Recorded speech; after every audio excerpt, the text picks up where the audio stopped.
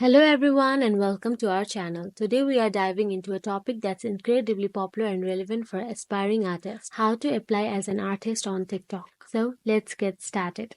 First, open up the TikTok app on your mobile device, then tap on the three dashboard shown on the top right corner. Now tap on the Creator Tools option, and inside the Creator Tools there will be Artist Hub option available. If you don't have any Artist Hub option available there, then don't worry, we have some alternative solutions for that as well. But if you already have the Artist Hub option available there, then you don't have to continue the further process. You just have to click on the Artist Hub and fill out the form, and that is it. But if you don't have any, then click on the Work with Artist option shown there.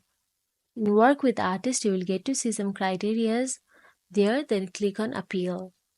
And it will navigate you to the Report a Problem. Now, provide a detailed description of the issue you are experiencing, including the feature you are having trouble finding and any relevant information that might help them understand the problem better.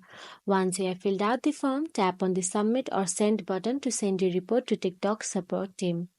TikTok support team will review your report and get back to you with assistance or further instructions as needed.